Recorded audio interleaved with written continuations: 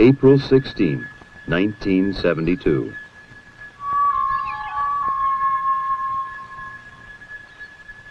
Apollo 16, man's fifth lunar landing, sat silently on the pad awaiting its mission. Inside the astronaut quarters, its relaxed crew ate Sunday breakfast. John Young, a veteran of 3 previous space flights, was commander. Ken Mattingly, command module pilot, would conduct orbital experiments around the moon, while Charles Duke explored the lunar surface with Young. April 22nd. Young and Duke would find themselves strapped into a small electric car called the Rover, bouncing across the lunar plateau known as Descartes. The old water bag is working super. This is going to be a good day, Charlie. Yow! Woo! Man, that's a great big skid. We're doing 10 clicks, Tony. Covered me with dust on that one. As Young and Duke rode the bucking rover to the lunar formation called Stone Mountain, NASA geologist Farouk El-Baz wrote on a blackboard on Earth, "There is nothing so far removed from us to be beyond our reach, or so hidden that we cannot discover it." René Descartes. As John Young would later remark, Apollo 16 would certainly help prove that René Descartes was right. Compacted. Almost like a freshly plowed field that's been rained on. Yet less than 2 days before, it looked as though this would never happen. It was, in Young's words, a real cliffhanger. The Marshall Space Flight Center team was working on a launch vehicle gyroscope problem that threatened to scrub the mission. Less than an hour before liftoff, their advisory to the Kennedy Space Center launch team was go.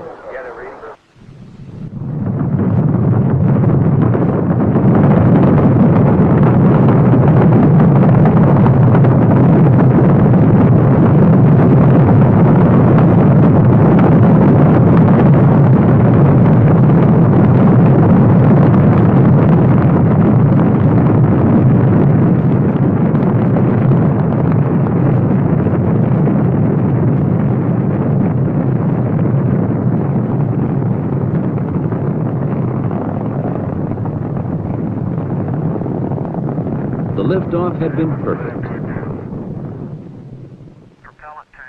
During the 3-day flight to lunar orbit, the problems encountered had been more annoyances than critical, such as paint flaking off the lunar module, and later a jammed antenna in one of the lunar module's several communication systems. All in all, it had been a quiet flight. April 19th. The burn into lunar orbit was right on. Hello, Houston. Sweet 16 has arrived. The subsequent maneuvers all went without a hitch. Then the next day, April 20th, Young and Duke undocked the lunar module preparatory to landing, leaving Mattingly in the command module.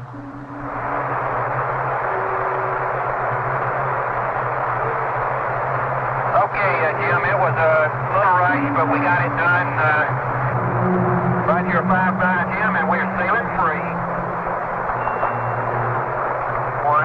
Stand by 1, Jim. Okay, we're on.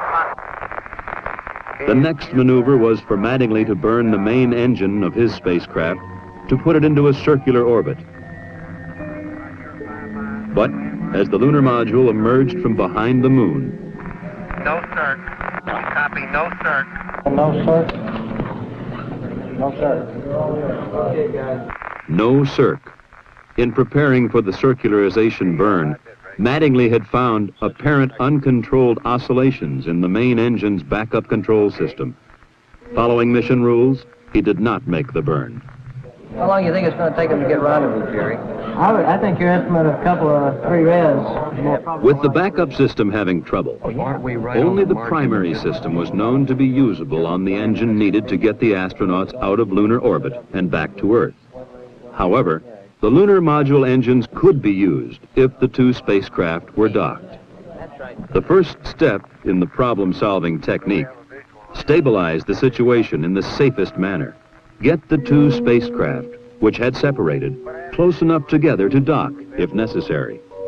Once we get them back together, get the things back if they want them, get them mentally prepared to do what they're going to do.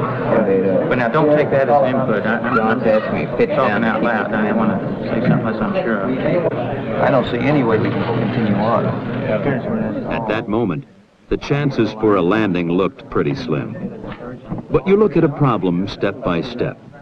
Step 1 underway, you look at step 2. Analyze the problem as completely as possible within the time frame. We should make sure that that's calm, but there's no way, we don't have any other redundancy or other routes. And in lunar orbit, Mattingly flew the command module to a rendezvous as Young talked him in. Okay, fine. Why don't you tell me what to do there, John? Okay. Word's coming back kind of initially from North American that they're suspecting a rate feedback. Building 45 is Jimmy to it. The team was coming up to speed, not only at the Manned Spacecraft Center, but from MIT in Massachusetts to North American in Southern California. Isolate the trouble, simulate it, evaluate it. You can't use it if you got a broken wire. You don't know it's going to come back again. You know, like I'm drifting the other way. Not according to my needles. Okay, I'll believe your needles. Of course, then you would have had no options. Okay? I mean, then it's full speed ahead. I just don't much see how we can make it on this next trip. I think you guys ought to continue to work. So you'd only do it if you had a failure on the primary. Well, how would you ever get the damn thing trimmed then? Well, I would. If I had a failure in a primary, I'd shut it down. Well, we must be going in the right direction then. Well, yeah, you're going to get there. Yeah, but I want you guys to go simulate it. Isolate, simulate, evaluate. The results were coming in. It was beginning to pay off. The simulator tests and other data were showing that with the engine on, the oscillations would do no harm. Despite the earlier pessimism, it was beginning to look pretty good. Okay, when you come up on AOS, on the next Rev 15, we'll give you a go or no-go for another try. Manned Spacecraft Center Director, Dr. Christopher C. Kraft, Jr. just came back into the control center after having attended a meeting by management people in one of the back rooms, and the situation is go for landing. Well, have at it, babe. So we're going to try. You do have a go for another try here at PDI on Rev 16. Once more, they would pass behind the moon. And on the next revolution, John Young and Charlie Duke would start their swift descent to the Descartes Plateau.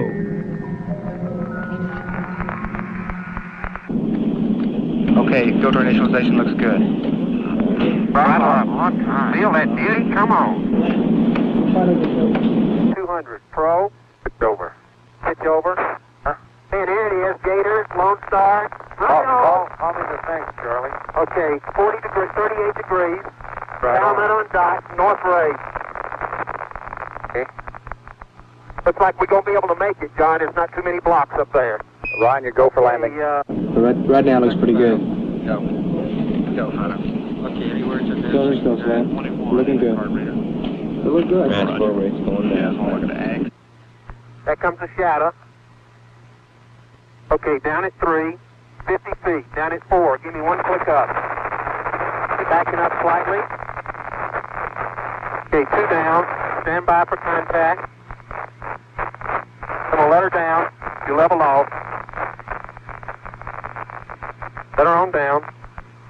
Okay, 6%. Plenty fat. Contact. Stop. Boom. Wow! Oh, man! Oh, the run is finally here, Houston. Fantastic! The original plan had called for Young and Duke to get out and explore shortly after landing. However, the near abort had lasted 6 hours. The tired astronauts would sleep. Okay. April 21. Mission Commander John Young stepped onto the Descartes formation, 11:58 a.m. Eastern Standard Time. They are mysterious and unknown Descartes.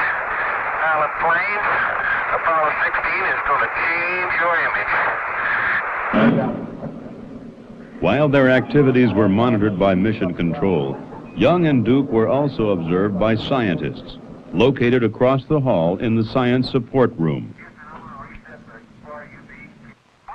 After unloading the rover from its storage bay in the lunar module, they planted the flag. Hey, John, this is perfect with the limb and the rover and you and Stone Mountain and the old flag. Come on out here and give me a salute. Big Navy salute. Off the ground, one more. There we go. Good. Young set up an ultraviolet camera to provide the first astronomical observations from the moon. He took pictures of the Earth's upper atmosphere and magnetosphere and their interaction with the solar wind. He also photographed the interstellar gas present throughout space and the ultraviolet halos that appear around galaxies. Astronomers have long wanted a telescope on the moon. Perhaps this experiment would show the moon an ideal base for future astronomical observations. You want 2 pins? Yeah, we would like 2 pins. John, sir. I'm not leaning on Duke it. drilled a hole into which a heat flow probe was to be placed, part of one of the experiments attached to the station. As Duke drilled, Young set up the central station and the remainder of the experiments. Then, what many considered the biggest disappointment of the mission. Probably just some rocks down there in the regolith, Tony. You know, it looks, I bet it's just like the side of that fresh crater we saw back near the limb. Charlie, what? Something happened here. What happened? I don't know. Here's a line that pulled loose.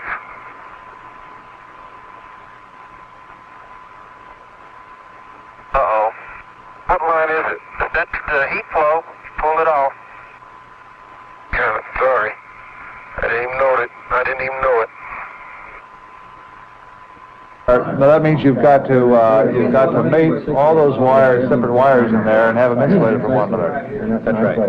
And if that doesn't occur, what are the chances of shorting out the central station?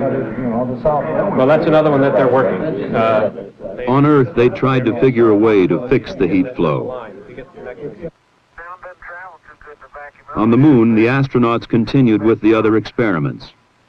Young placed a series of sensors in the soil, then fired explosive charges, mapping the lunar subsurface much as geologists on Earth use explosives to search for oil.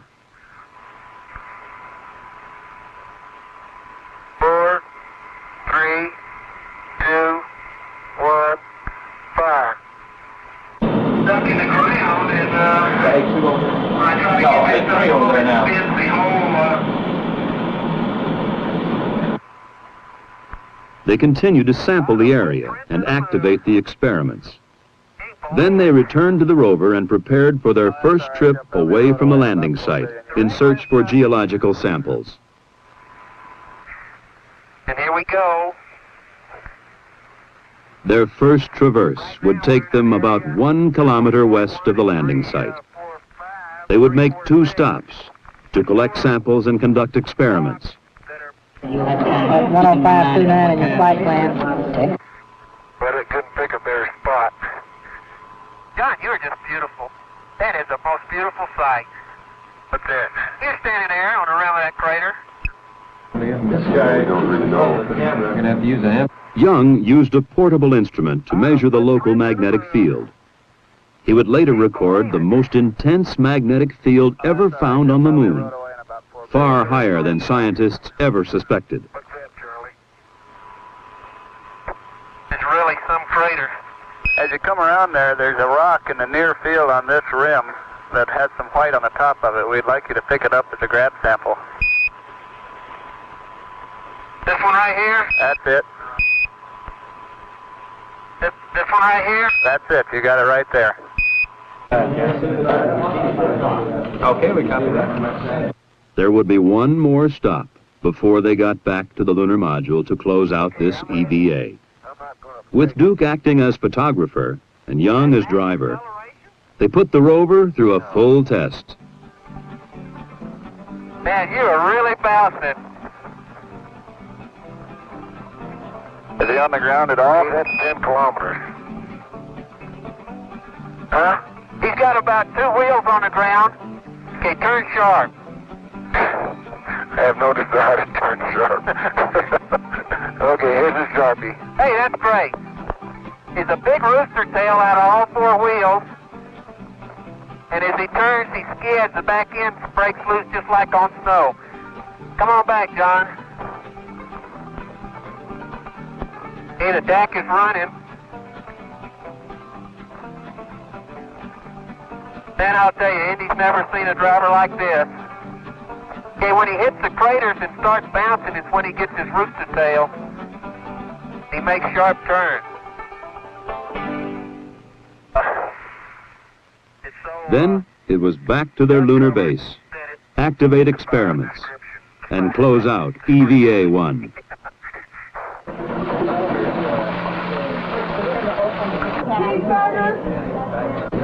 Be wise exercise, is that right? Physical fitness, gym level? Hey, that's right.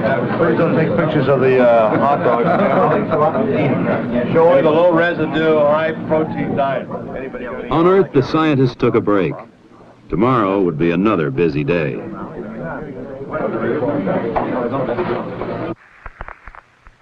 April 22nd. The lunar surface temperature in the sun should be around 135 degrees today. Today they were headed a little over 4 kilometers south to climb their rover up the side of Stone Mountain. Man, we are really going up a hill, I'll tell you. Their first station, a crater 700 feet above their lunar module. Wow, what a place. What a view, isn't it, John? It's absolutely unreal. We really come up here, Tony. It's just spectacular. I have never seen it. All I can say is spectacular, and I know y'all are sick of that word, but my vocabulary is so limited. Let's see what we can do. If we got the break soil, we got certainly something. We could go to one-man sampling and maybe do it. They would make a total of 6 stops on this traverse, collecting samples from large rocks down through the intermediates to the smallest soil particles. They would operate experiments measuring the strength of local magnetic fields to measuring the resistance of the soil to compaction. 3, 4, 5, 6. Really simple. These things are Okay, read that again. Let's get the shadow for feeling. Far away is that crater? There you go.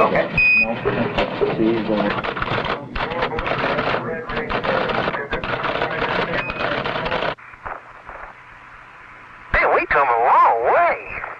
Hey, John, it's easier to go straight across. That was fun. I haven't had any trouble. Okay. I have a tough time walking up there. The sampling time used up, it was time to return to the rover and head back to the lunar module. And they did it in 2 minutes less travel time than they were 10 minutes pre-planned. Fantastic. Tony, how about an extension, you guys? We feeling good.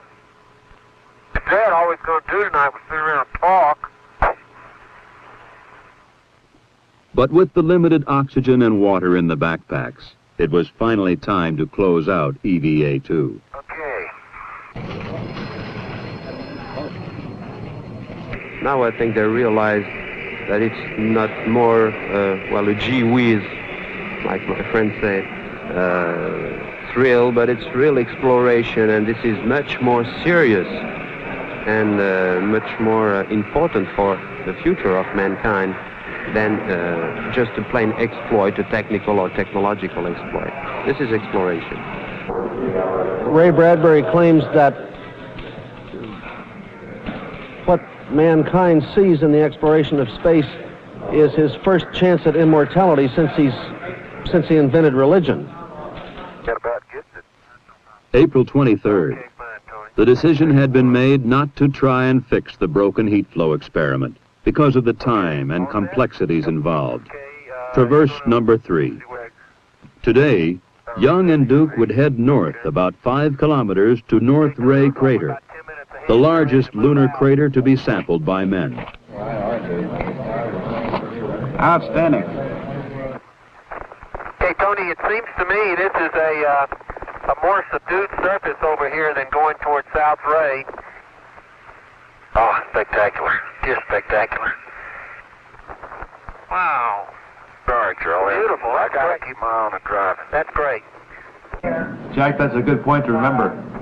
All three crews now tend to think they're there before they get there. I remember. Man, does this thing have steep walls. They said 60 degrees. Now, I tell you, I can't see to the bottom of it, and I'm as close to the edge as I'm going to get. That's the truth. Now the routine, if anything on the moon can be called that. Test, collect, photograph. Keep moving. Time is precious on the moon. The crater, they look like drill holes is what they look like. You do that in West Texas and you get a rattlesnake. Here you get permanently shattered soil. How about rolling that one over? No way. Then, one of the most spectacular discoveries of the mission. Look at the size of that biggie. It is a biggie, isn't it? It may be further away than we think. No, it's not very far. It was just right beyond you. And we better press on for the big boulder. Okay, we're headed that way. You get the tongs, John? Yep, we got I'll carry the rake. That big black dot. Fantastic. Like right here. If we could see to the bottom, we could say for sure if this big black rock is right out of the bottom. But my guess from the old photographs is it probably is. Okay, that sounds like a good guess. God, you mean they weren't at it? No. It looks like they were standing right there. Look at the size of that rock. Curious what they're going to look like when they stand next to it. We can see. The closer I get to it, the bigger it is. Yeah, but look at the permanent shattered part, Charlie. On this side over here? Yeah. And as our crew slowly sinks, we bet upon it, disappeared into the sunset. The radius of curvature. Well, Tony, that's your house rock right there. Very good. Don't get too near the edge of that thing. It falls off. Look over at your right. It falls off pretty good. Yeah, I know. Yeah, keep going! Can't believe Got it. it. I can't even. Okay, let's go on back. I am. Be right with you. And we encourage you just to look for some variety. But now it was time to head back to their base and close out the EVA. All right, we think you could just about head south now. Yeah, the only reason. That's it. We're going, Home again, jiggity jig. During the previous EVA, a section of a rear fender had come off the rover, causing the astronauts to receive occasional showers of lunar dirt. and that's a beautiful sight. Young parked the rover, then moved out to join Duke, enter the lunar module, and prepare for liftoff. Boy, Houston, the beauty of this place is just absolutely incredible. Smile. FAO. Don't be mad. We'll get it up there. See how nice and leisurely it's been? That's the way it should be, getting ready for ascent. 10 seconds. What a ride, what a ride.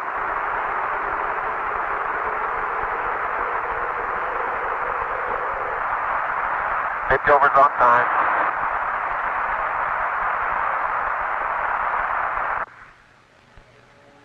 Together in orbit, the two spacecraft pirouetted, each inspecting the other.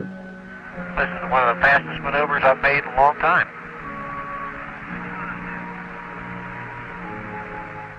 The inspections complete, the command module and lunar module maneuvered to docking. John Young, Ken Mattingly, and Charlie Duke, reunited aboard the command module, settled down for tomorrow's tasks. Jettison the lunar module and burn out of orbit to come home. April 25. Ken Mattingly left the confines of the command module cabin, 173,000 miles from Earth. As he orbited the moon, he had not only made visual observations, he had been operating a complex series of experiments. Many of these had returned instant data to Houston. 2 had taken thousands of high-resolution pictures of the lunar terrain. Now, Mattingly retrieved the film canisters and made his way back to the cabin with them, as Charlie Duke stood in the hatch to help him. It had been quite a mission. In John Young's words, I think we've seen as much in 10 days as most people see in 10 lifetimes. April 27, the last day. The crew looked out their windows through the 5,000-degree fireball of re-entry at their native planet.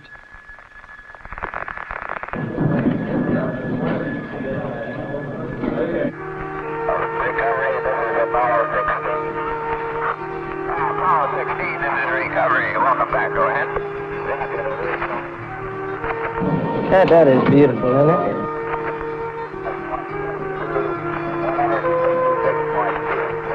Now they're blooming. Beautiful. There they are. Beautiful.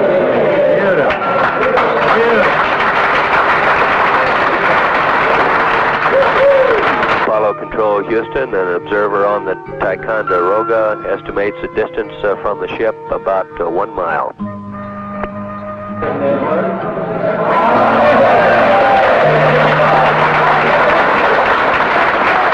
Just got it on his server.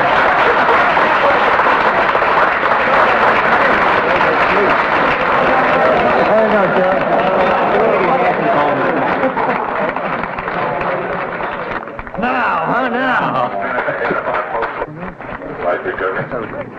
You saw an example of goal-oriented teamwork in action. The kind of thing that made this country great and the kind of thing that's going to keep it that way. A real smooth shot. Every bit of it, Jerry. You brought him in beautifully. Well done, young man. Outstanding. I cannot touch that cigar anymore. I cannot.